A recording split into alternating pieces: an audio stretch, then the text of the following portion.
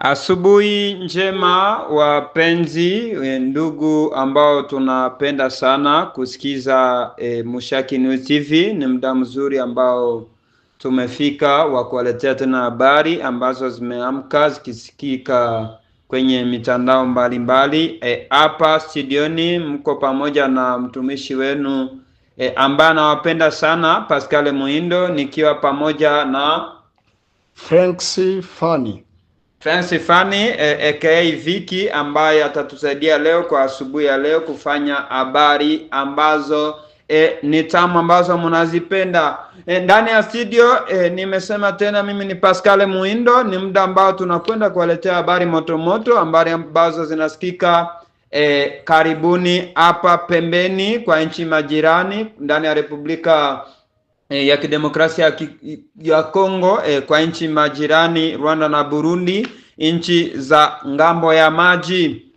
Wapenzi wa Mushaki News TV, tukiwakumbusha kufanya like, muna share na muna subscribe kwa maneno ambayo tunaoambia kila siku, ambayo ni kweli habari moto moto.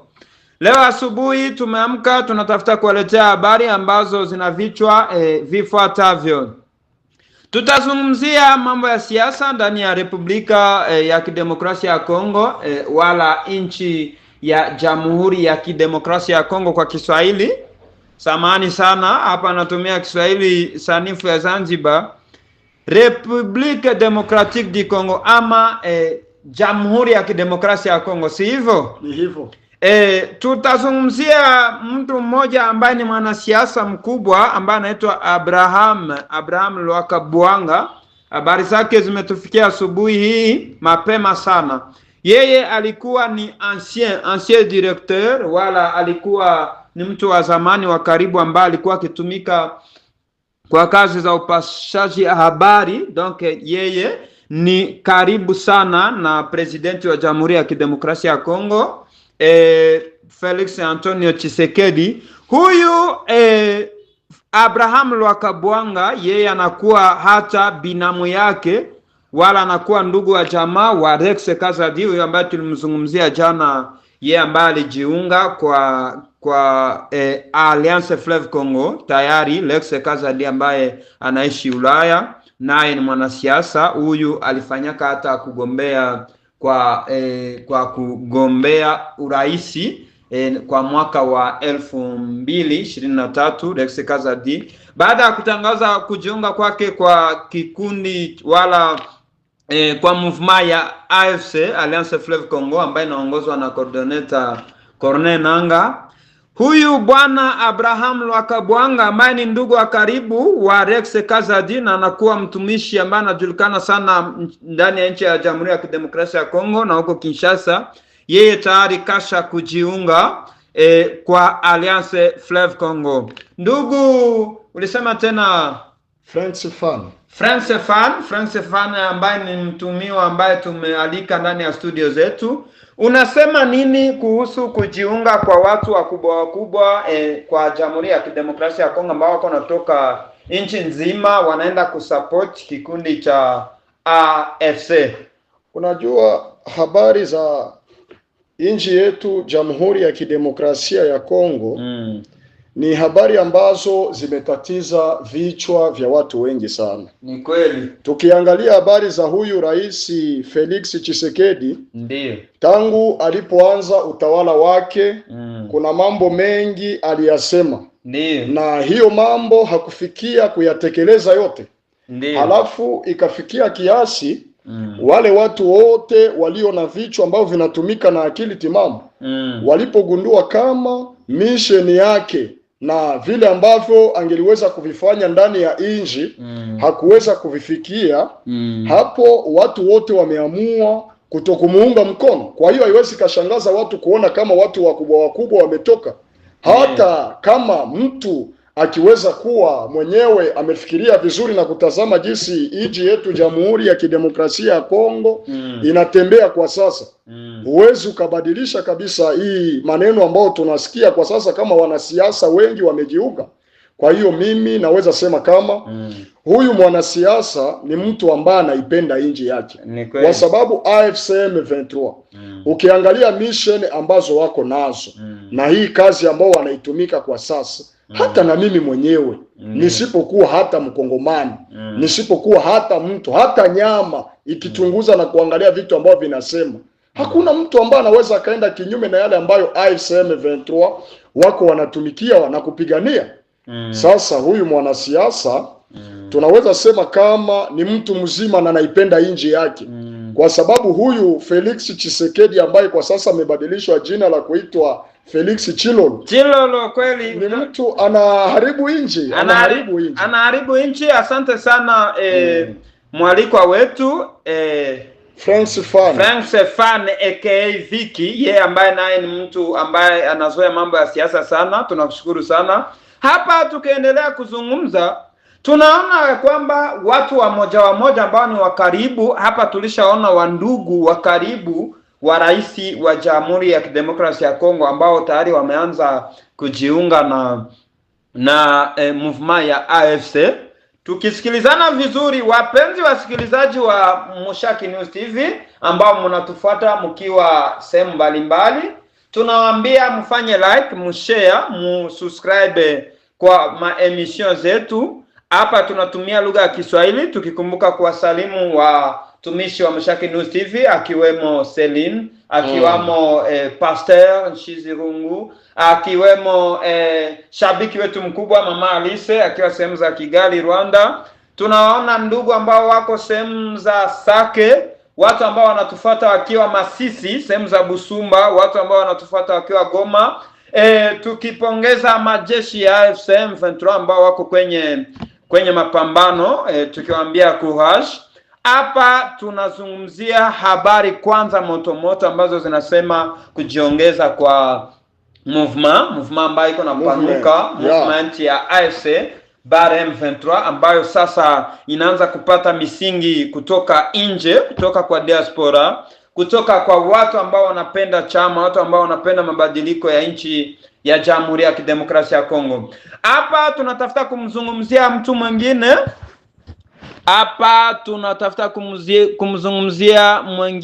Mtu ambaye anaitwa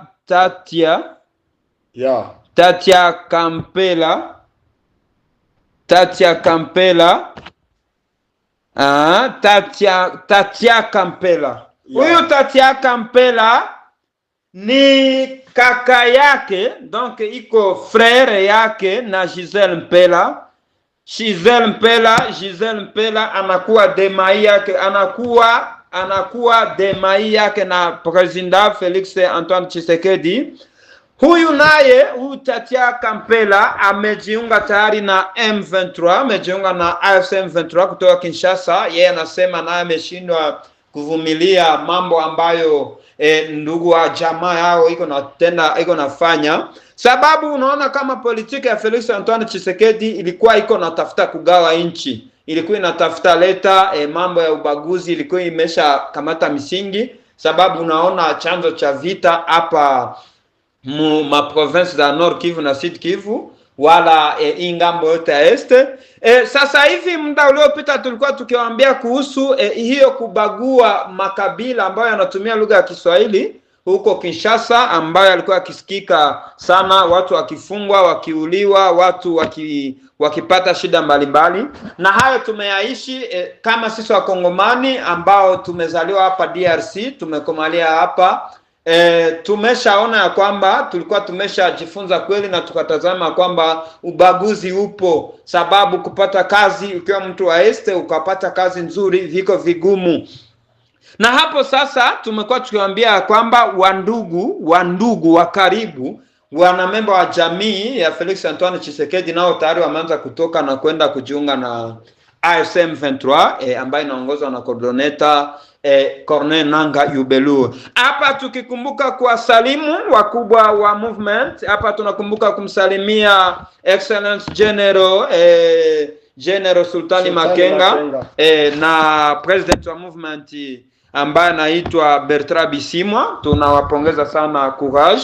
Hapa sasa tunaambia mashabiki wa Mushaki News TV kuendelea kufata habari zetu, ambapo mnazisikiza kila asubuhi na kila magharibi, mkishare, mkifanya like na mkisubscribe kutumia habari zetu ndugu walio mbalimbali. Wapenzi wasikilizaji wa Mushaki News TV ambao mnatufuata mkiwa mbali, hapa tunatafuta kuelezea habari tena moto, habari ya huzuni ambayo inasema kuhusu kifo cha polisi, ama ni afisa wa polisi ambaye alikuwa anafanya kazi alikuwa anafanya kazi ya roulage kwa Kiswahili. Wale watu wanatumika ndani ya barabara. Wale watu ambao unaona kwa na filimbi wakifanya hapa barabarani, au wanavaa mavazi ya polisi, wanatia ingine nyuma ambayo inaonyesha kama wao ni watu wa barabara.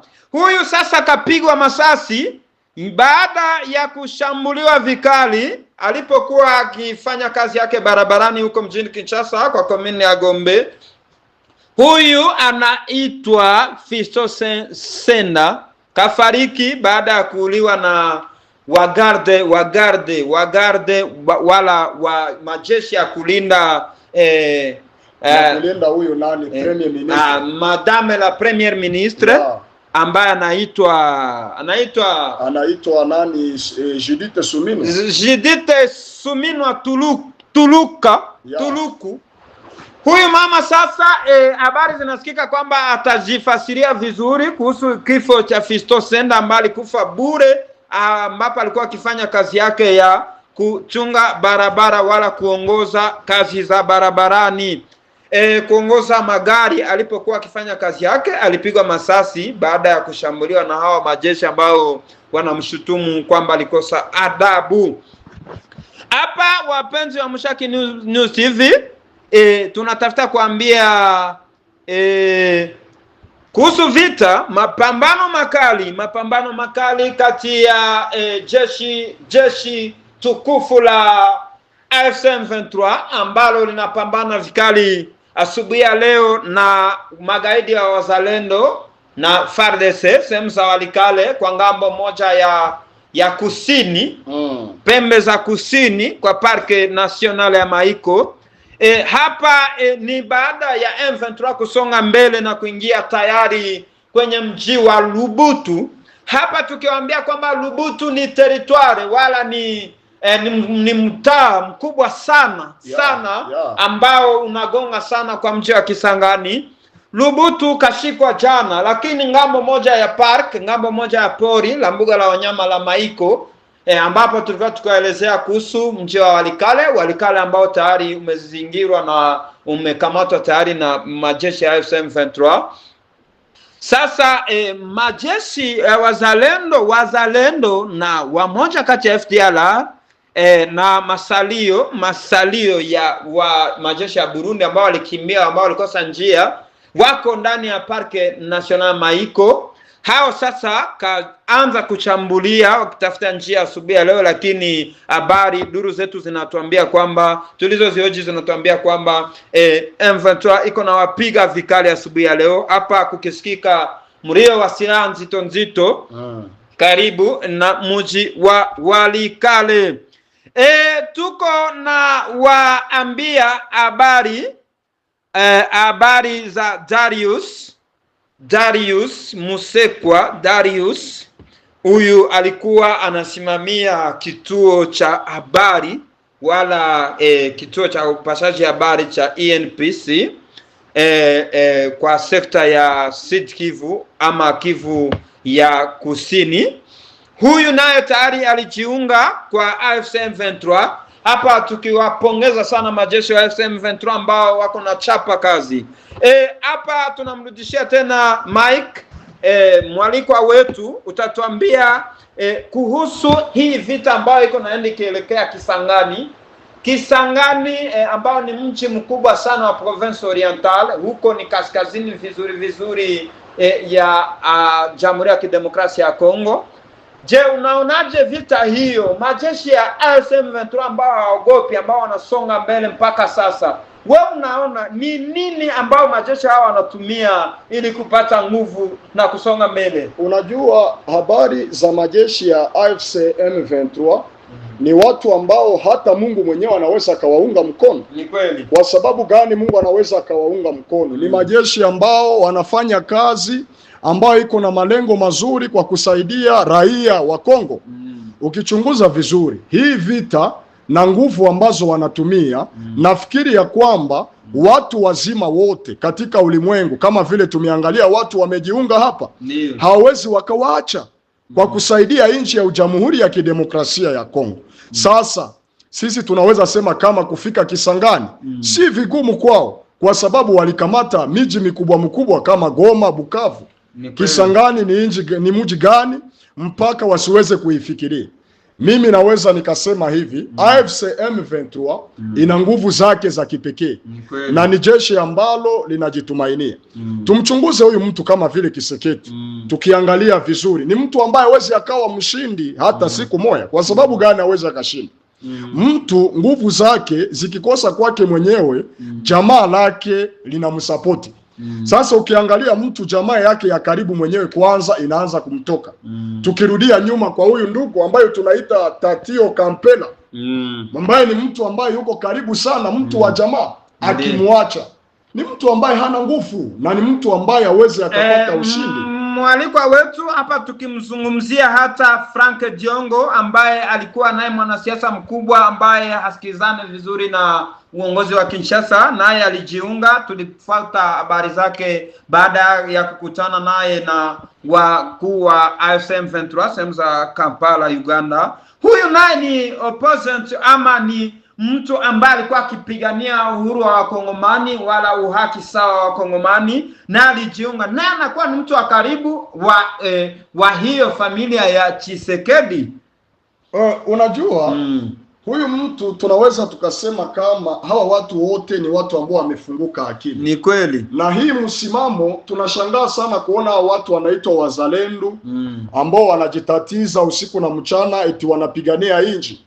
Mtu ambaye anaweza kukamata raia asiyekuwa na mafunzo ya kijeshi na kumweka kwenda kupigana na majeshi walio masujaa kama AFC. Ni kweli. Eske huyu mtu atapigana na kushinda? Hapa mwalikwa wetu tukikumbuka kuambia wapenzi wasikilizaji wa Msaki News TV kuhusu habari ambazo zilitufikia kwa juma hili zikizungumza kuhusu majeshi ya FARDC, majeshi ya DRC ambayo yalipigana yakirudiana yakishutumiana na wazalendo, ambapo FARDC ilikuwa akiambia wazalendo eti ninyi ni maraia, mwende mkashike jembe mlime, sisi tayari tumeshapata pesa. Ni hiyo pesa ambayo Felix Tshisekedi aliwapatia, akisema anawapongeza waende kupigana kwa makazo. Hapa tukikumbuka kuambia watu hivi, mashabiki wetu Msaki News TV ambaye nawaletea habari, mfanye share, mulike, mcomment na mfikishe habari zetu kwa wandugu ambao walio mbali. Hapa tukikumbuka kuwasalimia watu ambao wako sehemu za Amerika, Ulaya, watu ambao wako nchi jirani ya Congo Brazzaville, majeshi ambao wako kwenye front, majeshi ya AFC ambao wako sehemu za Walikale, tukiangalia mageneral wote, makanali wote wa AFC M23, wale walindamani ambao tayari wanaudhibiti mji wa Goma, ambao wanaleta sasa amani kamilifu ile ambayo ilitarajiwa siku zote. Ndani ya studio ni Pascal Muindo. Habari hizi zinawafikia ndugu zetu ambao wako sehemu za Kigali, ndugu zetu ambao wako sehemu za Kinshasa, wale ambao wamekimbia vita, wale ambao wamekosa direction, wamekwenda sehemu za Burundi, wale nao tunawaambia mrudi huku kwetu. Hapa tukikumbuka kuambia habari ambaye nasema ya kwamba Burundi, president wa Burundi, huyo mzee mmoja ambaye anaongea mingi sana, Ndayishimiye Evariste, yeye anasema yuko tayari kupigana na Rwanda. Mimi sijui kama na uwezo wa kupigana na Rwanda, na hayo yatazusha tena hizo vita ambazo tulikuwa tumezikataa sisi, ambao tulikuwa tumesema sisi kama raia tulikuwa tumetaka amani siku zote, na amani ilikuwa karibu kufikiwa, sababu mazungumzo kama tulivyokuwa tukisikiza habari ambazo zilikuwa zimetufikia kutoka nchi ya Qatar. Tutamzungumzia mfalme, tutamsema ni mfalme wala president wa nchi ya Qatar. Qatar ni nchi ya Uarabu huko sehemu za Asia, ambayo inaongozwa na Emir Tamim Ben Hamad Al Thani. Narudilia hivi, wasikilizaji wa Mshaki News TV, mfalme wa Qatar anaitwa Emir Tamim Ben Hamad Al Thani. Huyu anafanya kazi kubwa ya kurahisisha maongezi ambayo yako kati ya AFC na government ya Kinshasa. Hapa tunawakumbusha kwamba juzi tulikuwa tukipata habari kutoka huko ambazo zilikuwa zikitufikia zikihusu kwenda huko kwa coordinator kwa president wa movement Bertrand Bisimwa naye Kanali John Imani Nzenze. Walikwenda huko kusimama kwa upande wa M23 FC, na hapa DRC alikuwa huko naye Therese Kaikwamba ambaye ni minister wa mashirikiano na nchi za nje. Hapa tulikuwa tukisubiria nini itatoka huko. Wapenzi wasikilizaji wa Mshaki News TV, mambo ambayo yalizungumzwa huko ni mengi sana ambayo tutakuja kuambia kwa habari zetu ambazo zitafuata, lakini ya moja tulikwisha tayari kuyawaarifu. M23 iliomba mbio sana Felix Tshisekedi kuondoka madarakani, sababu uwezo wake wa kuongoza hii nchi hana, ni mdogo kabisa. Yeye ana politiki ya chini sana, hata kuongoza familia yake ameshindwa. Hapa walizungumzia mambo mengi ambayo lakini malengo hatujajua kama atafikiwa wala je, sababu ni baada ya mazungumzo ambayo alikuwa akifanyika siku tofauti, mazungumzo ya Sun City, mazungumzo ya Dar es Salaam, mazungumzo ya Rwanda, mazungumzo ya Nairobi.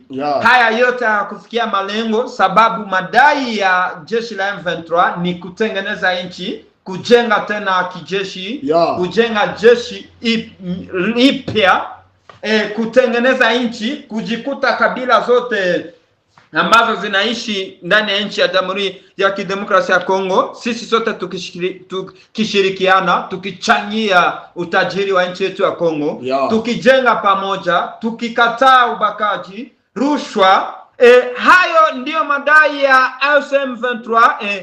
Kutokana na hivyo tulivyokuwa tukisikia, watu walikuwa wakisema mingi, wakisema kwamba M23 imekuja kugawa nchi, imekuja kutetea raia wanaozungumza Kinyarwanda. Lakini madai ya M23 sio hayo tu, sababu ilikamilisha ikisema sisi wakati wa Kivu tunaonewa. Sababu tukizungumzia kuhusu hii habari, unapoona wakati wa North Kivu na South Kivu, unapofika Kinshasa unazungumza lugha ya Kinyarwanda, unazungumza Kiswahili, huko wanakukamata ya kwamba wewe ni mtu wa nje. Na hayo ndio yamezusha vita. Sababu ya hiyo vita ilikuwa imekuja, watu wanakufa. Tulienda tukisikiza habari za mauaji ya moja, tulijionea sehemu za Masisi, Ruchuru, njia ya Beni hata wao hawezi kupita. Hayo ndio yalizusha vita, na ni miaka mingi sana. Kama mimi Pascal, nimezaliwa nchi ikiwa ndani ya vita, na hata sasa vita ingali, sababu kusikizana kwa hizi kabila ambazo hazijakuwa na mwongozi ambaye kweli anaweza kumaintain wala kuimarisha uongozi bora ambao unafikia wakaji wa chini. Hiyo inasababisha sasa kukosa amani, kukosa maisha, uchumi unashuka. Na hiyo sasa ndiyo imeacha M23 FC inashika silaha na kusema itagomboa nchi kutoka mikono ya hayo wanyang'anyi. Kama vile madai ya M23 inasikika, au wanaamuru, wanashurutisha Tshisekedi kuacha hii nchi, itafute namna ya kujijenga upya, atoke madarakani mwaka huu usivuke, na kama hatoki ataona moto.